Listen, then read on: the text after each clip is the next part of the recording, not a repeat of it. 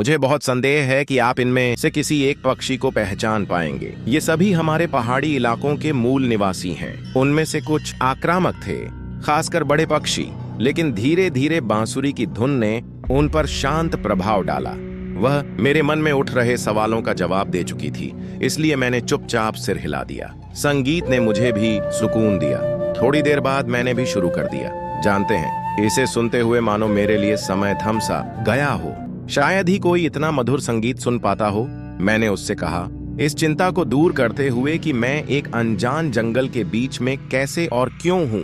यह संगीत बजाना बहुत आसान है, उसने हल्की सी मुस्कान के साथ कहा। दरअसल जैसे बांसुरी को अपने होठों से लगाती हूँ, संगीत अपने आप ही उससे छूट जाता है। जानते हैं, जब भी मैं पास की नदी पर जाती हूँ तो पानी की कलकल, ऊंचे ओक, देवदार और देवदार के पेड़ों से बहती हवा की आवाज सुनती हूँ और फिर अपनी बांसुरी से उस ध्वनि को दोहराने की कोशिश करती हूँ। लेकिन मैंने कभी सोचा भी नहीं था कि यह संगीत मेरे जीवन में वरदान और अभिशाप दोनों हो सकता है। मतलब? मैंने उसकी बातों से पूरी तरह से हैरान होकर पूछा। पूरी कहानी सुनाने से पहले मुझे पंख वापस दे दो, उसने शांति से कहा। मैंने अपनी जैकेट की गहराई से पंख निकाला और उसे दे दिया। यह पारुल का है, उसने पंख को सीने से लगाते हुए एक पल बाद कहा। पारुल मेरे पास मौजूद सबसे खूबसूरत पक्षियों में से एक है। वह थोड़ी देर रुकी और फिर से बोली, मेरे पक्षियों को कैद का कड़वा स्वाद कभी नहीं मिलता, क्योंकि अगर पिंजरे का दरवाजा घंटों खुला भी रखा जाए तो भी वे उड़कर नहीं जाते। जानते हो क्यों? मेरी बांसुरी से निकलने वाला संगीत उन पर हमेशा एक सुखद खुमारी छाए रखता है। पहले जब यहाँ पिंजरा नहीं था, तब पक्षी आंगन में संगीत सुनने के लिए इकट्ठा होते थे। बाद में मैंने उनकी सुरक्षा के लिए पिंजरे का निर्माण करवाया, क्योंकि यह जंगल कई शिकारियों का घर है। लेकिन मैंने कभी किसी पक्षी को उसकी इच्छा के विरुद्ध यहाँ नहीं रहने दिया। पक्षी कभी कभी दरवाजा खुला होने पर अपनी इच्छा से पिंजरे से उड़ जाते हैं, लेकिन अंततः वे सभी शाम होने से पहले वापस लौट आते हैं। ये सुनने में भले ही अजीब लगे, लेकिन मेरे आसपास होने से उन्हें सुरक्षा का एहसास होता था। वे मेरी सांसें थे, मेरी धड़कन थे और जिंदगी को इतने जोश से अपनाने की वजह थे। लेकिन हमारे जीवन का दुखद पहलू यह है कि कभी कभी सिर्फ प्यार ही अपने सबसे प्यारे लोगों की रक्षा के लिए काफी नहीं होता। जानते हो, उस निर्दयी क्रूर राक्षस से मैं उनकी रक्षा नहीं कर सकी। उनके प्रति अपने गहरे प्रेम के बावजूद मैं उन्हें बचाने में असमर्थ थी। रत्नदीप, मेरे मन में एक सवाल था कि वह बिना किसी परिचय के मेरा नाम कैसे जान गई। मेरी बात पर ध्यान दिए बिना उसने आगे कहा, वह एक लंबा और मजबूत आदमी था, जिसकी मूंछें गर्व से तान रही थीं और शरीर गठीला था। उसकी मूंछों के दोनों सिरे ऊपर की ओर उठे हुए थे, जिससे उसके व्यवहार में और भी उग्रता आ गई थी। उसकी उम्र 30 साल से ज्यादा नहीं थी। वह पास के जंगल में शिकार कर रहा था। तभी मेरी बांसुरी की धुन उसे मेरे साधारण से घर तक खींच लाई। उसके पास एक बंदूक थी और उसने लंबे गमबूट पहने हुए थे। उसका प्रभावशाली व्यक्तित्व देखकर मेरा दिल धड़क उठा।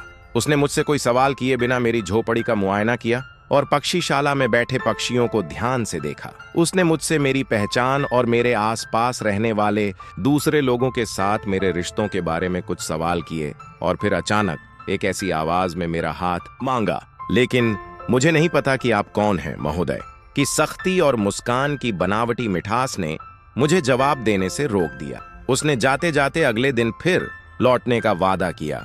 उस पल से ही मेरे दिल में अजीब सी बेचैनी घर कर गई। अगली सुबह जब वह आया, मैं पहले से ही मानसिक रूप से तैयार थी। मैंने सीधे सीधे उसे कहा, मेरे सबसे करीबी दोस्त वे पक्षी हैं जिनके साथ मैं जीती हूँ।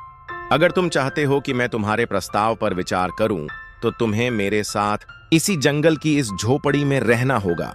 मेरे शब्द शांत थे, लेकिन उनमें दृढ़ता थी। वह क्षण भर के लिए चुप हो गया।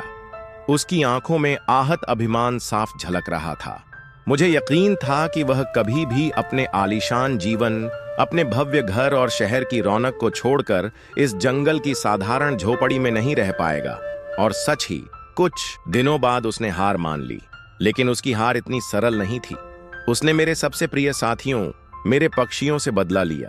एक रात जब सन्नाटा पूरे जंगल को घेर चुका था और केवल मेरी बांसुरी की धीमी धुन हवा में तैर रही थी, मेरे जीवन का सबसे बड़ा हादसा घटा। सुबह जब मैं उठी तो पक्षियों की चहचहाहट के बजाय एक भयावह सन्नाटा मेरा स्वागत कर रहा था। जब मैं दौड़कर पक्षीशाला पहुंची तो वहां का दृश्य देखकर मेरी आत्मा कांप उठी। मेरे सारे पक्षी, वे साथी जिन्होंने मुझे अकेलेपन से बचाया था, जिन्होंने मेरी बांसुरी की हर धुन पर अपने पंख फड़फड़ाए थे, सब बेजान पड़े थे।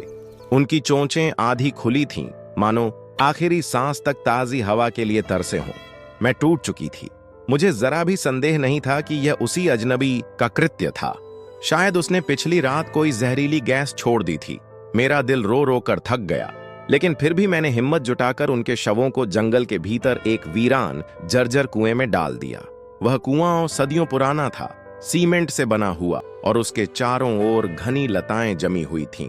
जब पक्षियों के शव पानी की सतह पर गिरे तो पत्तों की परत हिली और उन्हें समेटकर ऐसे ढक लिया मानो कुएं ने उन सभी राजों को अपने भीतर हमेशा के लिए दफन कर लिया हो। उस दिन से वह कुआं मेरे लिए एक रहस्यमयी जगह बन गया। हर रात, खासकर पूर्णिमा की रातों में, जब पूरा जंगल चांदनी से नहा जाता, मुझे उस कुएं से पक्षियों की चीखें सुनाई देने लगीं। मैं वहां बैठती और उनकी आवाजें स्पष्ट सुनती। हमारा बदला मत भूलना, हमें कभी मत छोड़ना। शुरू में मुझे लगा कि यह मेरा भ्रम है, लेकिन जैसे जैसे दिन गुजरे, ये आवाजें और भी वास्तविक लगने लगीं। धीरे धीरे यह संवाद इतना गहरा हो गया कि मैं खुद को उन पक्षियों के साथ किसी अदृश्य बंधन में बंधा हुआ महसूस करने लगी। एक रात जब पूर्णिमा का उजाला पूरे जंगल को रहस्यमयी बना रहा था, मैंने देखा कि मैं उसी कुएं के पास खड़ा हूं और वहां एक रहस्यमयी स्त्री खड़ी है। उसकी आंखों में करुणा थी और चेहरा किसी अलौकिक आभा से दमक रहा था। उसने मुझे धीरे से पुकारा और कुएं की ओर इशारा किया। उसका स्पर्श इतना ठंडा था कि मेरी रूह कांप उठी। तभी अचानक मेरी नींद खुली। मैं बेतहाशा इधर उधर देखने लगा और महसूस किया कि मैं तो अपने होटल के कमरे में ही था। खिड़की के बाहर हल्की हवा बह रही थी, लेकिन मेरे गालों पर अब भी वही ठंडी सनसनी जमी हुई थी, जैसे किसी ने सचमुच मुझे छुआ हो। मेरा दिल जोर जोर से धड़क रहा था। 4 दिन बाद फिर पूर्णिमा आने वाली थी। मैंने ठान लिया कि इस बार मैं सच का सामना करूंगा। मैंने गांव गांव घूमकर कुएं के बारे में पूछताछ की, लेकिन किसी को कोई जानकारी नहीं थी। सब मुझे अजीब नजरों से देखते, जैसे मैं किसी खोखली कहानी का पीछा कर रहा हूं। लेकिन मेरे भीतर की बेचैनी मुझे रुकने नहीं दे रही थी। आखिरकार लंबी खोज के बाद मैं उसी कुएं तक पहुंचा। उसकी दीवारों से लताएं लटक रही थीं और पानी की सतह पर सूखे पत्तों की मोटी परत बिछी हुई थी। जैसे ही मैं पास पहुंचा, मेरे रोंगटे खड़े हो गए। मुझे यकीन हो गया कि यही वही कुआं था। जैसे ही रात गहराने लगी, जंगल में जुगनू चमकने लगे। उनका एक बड़ा झुंड कुएं के ऊपर मंडराने लगा और अचानक भीतर उतर गया, मानो अंधेरे में कोई दीप जल उठा हो। उसी पल मुझे पक्षियों की चीखें सुनाई दी। यह आवाज इतनी साफ थी कि मेरे भीतर सिहरन दौड़ गई। मैं मंत्रमुग्ध खड़ा था कि अचानक मेरी नजर उस पर पड़ी। वही रहस्यमयी स्त्री, उसकी आंखों से आंसुओं की धार बह रही थी और उसकी आवाज कांप रही थी। उसने घायल स्वर में कहा, अब मैं अपने दोस्तों से दूर नहीं रह सकती। इससे पहले कि मैं कुछ समझ पाता, उसने कुएं में छलांग लगा दी। पानी में तेज छपाक हुई, लेकिन तुरंत ही पत्तों ने सतह को ढक लिया, मानो कुएं ने अपने रहस्यों को फिर से छिपा लिया हो। जंगल सन्नाटे में डूब गया। कुछ दिन बाद जब मैं मसूरी छोड़ने वाला था और होटल में चेकआउट कर रहा था, मेरी नजर रिसेप्शन के पास लगी एक तस्वीर पर पड़ी। वह एक युवक की थी, मजबूत कदकाठी, हाथ में बंदूक और आंखों में कठोरता। मैंने होटल मालिक से पूछा, यह कौन है? वह बोला, ये मेरे दादाजी हैं। उनकी मौत बहुत रहस्यमयी थी। कहते हैं रातों को उन्हें सैकड़ों पक्षियों की चहचहाहट सुनाई देती थी। वह पागलपन की कगार पर पहुंच गए थे और एक रात डर और बेचैनी में उन्होंने खुद को गोली मार ली। मैं ठिठक गया। क्या यह वही व्यक्ति था या फिर उस परिवार पर कोई प्राचीन शाप था? कहना मुश्किल था, लेकिन एक बात निश्चित थी, उस वीरान कुएं के आसपास आज भी हर पूर्णिमा की रात अजीब सी गूंज सुनाई देती है, मानो पक्षियों की आत्माएं अब भी इंसाफ की तलाश में हों।